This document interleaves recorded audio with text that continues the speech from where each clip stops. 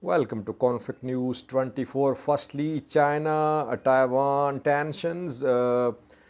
China has suspended all dialogue with US over Nancy Pelosi's visit to Taiwan just an hour ago. China announced to suspend all engagement with the US. And secondly, we have details for you of the ongoing military maneuvers of Chinese army around Taiwan. Yesterday, a viewer said that Sajid, you said China laid siege to Taiwan. It was incorrect. Today, I have details for you. Where are Chinese missiles landing? From where are they being fired? Literally, Taiwan is under siege during these military maneuvers. Secondly, a key meeting is happening these minutes between Turkish President Erdogan and Vladimir Putin, Russian President. What is this meeting about? Is it linked to Russia-Ukraine conflict? Is it about Russia-Ukraine grain deal signed a few days ago? Or is it about what is happening in a Turkish neighborhood in Syria? Because Turkey is a key player when it comes to global conflicts. In the last five conflicts which I have covered, Turkey was there. Turkey-Syria war, then Libya internal conflict, Turkey was there backing GNA. Thirdly, Azerbaijan-Armenia war, Turkey backed Azerbaijan, it gave drones to Azerbaijan. Fourthly, Ethiopian civil war, Turkey gave TB2s to Ethiopian PM Abiy. And now Russia-Ukraine conflict, again Turkey is involved here because Turkey is a part of grain deal, and in the ongoing meeting between Erdogan and Vladimir Putin, Turkish drones could come under discussion too. And lastly was Russia-Ukraine conflict. What happened in the last 24 hours, we have details for you. Amnesty International is accusing Ukraine that Ukrainian forces are endangering the lives of Ukrainians. Firstly, viewers, China has made first diplomatic move after Nancy Pelosi, US House Speaker's visit to Taiwan. Despite threats from China, she visited Taiwan. Now she's in Japan on the last leg of her Asia tour. China an hour ago announced to suspend dialogue with US. On all issues, China has suspended dialogue with the US. On military issues, on climate change, on anti-narcotic measures, on all issues, China has now suspended talks with the US government. So this is the first move made by China, diplomatic move. US says China's response is disproportionate. It is overreacting. Secondly, a viewer said yesterday that Taiwan was not under siege. He said, Sajid, you are just exaggerating things. I have details for you about ongoing Chinese military drills around Taiwan. I showed you a map yesterday. Again, you can see the map on your screen. You can see that areas selected for these military maneuvers surround Taiwan. And secondly, I have details of the missiles, their trajectories, which were fired by Chinese forces yesterday. These missiles flew over Taiwan and they landed into Japan's territorial waters. Have a look at this map showing trajectories of Chinese missiles, 9 missiles fired yesterday by Chinese military.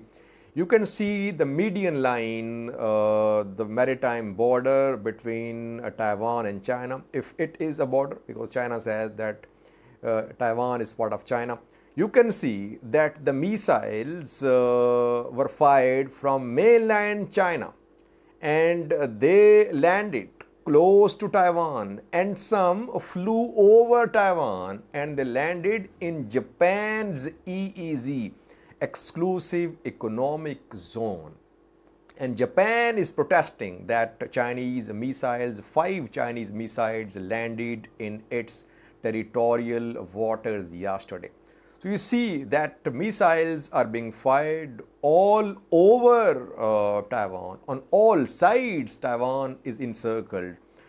Fishing boats are sitting idle. Flights have been suspended. Imports, exports disrupted. Taiwanese imports, exports disrupted. That is what a siege is, though it is just for a few days during the military maneuvers. But what if China announces to conduct maneuvers for a month in the next step? So yes, Taiwan is under a siege these days. 68 aircrafts and 13 vessels, we confirmed 30 minutes ago, are conducting maneuvers these minutes all around Taiwan. So life is at a standstill in Taiwan, you can say. China is trying to intimidate Taiwan, though it's the first time that China is showing the muscle to Taiwan. Taiwanese are used to this flexing of muscles by China. But this time, this is the biggest Chinese military drills near Taiwan. So that is why Taiwan is under a siege. Life is at a standstill, but China is not going to attack Taiwan. China is just intimidating Taiwan. Secondly, a new story about a key meeting ongoing these minutes between Turkish President Erdogan and Russian President Vladimir Putin. Turkey and Russia have a unique relationship. Mostly they are on opposite sides in global conflicts. And sometimes it seems as if they are about to start a war. But somehow they step back, they talk, and they go on. They are friends and they are rivals at the same time. In Libya, in Syria, in Azerbaijan, Armenia, they were on opposite sides. But they managed to keep their relationship going. What is this meeting about? Some news sources are claiming that Turkish TB2 or Akinci drones could come under discussion. That Russia is interested in purchasing Turkish drones. Russia is badly in need of drones. Russia does have drones like Orlan 10, but they're not world-class drones. Russian drone industry is not very modern. And we know that in the past few weeks, it was being rumored that Russia was going to buy drones from Iran as well. So it shows that Russia is badly in need of foreign drones. Could there be discussions between Putin and Turkish President Erdogan about Turkish TB2s? It could happen. Erdogan is in Russia for this meeting. He is accompanied by Turkish Defense Minister, Turkish Finance Minister, Turkish Head of Intelligence. It means that defense and security issues will be discussed. And just around more than a week ago, Russia and Ukraine reached a deal for export of Ukrainian grain to the outside world. And Turkey facilitated that deal. So deal will come under discussion as well. Turkey should not be taken lightly as a player when it comes to global conflicts. As I said earlier, Turkey was involved in Syria, in Libya, in Azerbaijan, Armenia, in Ethiopia, and now in Russia-Ukraine war as well, because Turkey supplied Ukraine with TB2 drones as well. And can it supply these drones to Russia too? That remains to be seen. And Turkey might launch a military operation in neighboring Syria. Syria is in the grip of a civil war since 2011. Russian forces deployed there. there is presence of Turkish YPG separatist elements in Syria, close to Turkey. There are extremist groups operating in Idlib province, which is on Syria-Turkey border. So Turkey has its concerns about presence of separatist extremist groups in Syria, and some of these groups are backed by Turkey as well. Russians there too, Syrian forces too. Turkey might start a new military offensive in Idlib, in other areas on Turkey-Syria border. So before that, the issue of Syria could come under discussion. Syria, Russia, Ukraine conflict, sale of Turkish drones to Russia, grain deal, all these issues could come under discussion in this key meeting happening these minutes. I'll update you in coming videos about this meeting which is happening in Russia. Lastly, viewers, we have some updates for you from Russia-Ukraine conflict. What happened in the last 24 hours? Russian forces shelled Dnipropetrovsk region in the last 24 hours.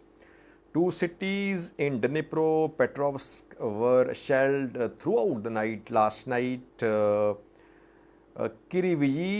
Rih city was shelled, and secondly Nikopol district was shelled throughout the night last night. Secondly, Russians conducted a missile strike in Odessa region. Russian forces have been seen being mobilized to the south of Kryvyi Rih. Could there be an all-out offensive on this key city, Kryvyi Rih? That remains to be seen. Ukrainians are trying to take back Kherson. Russians could make a move on Kryvyi Rih in coming days. It could happen. No large-scale offensive started by Russians or Ukrainians in the last 24 hours.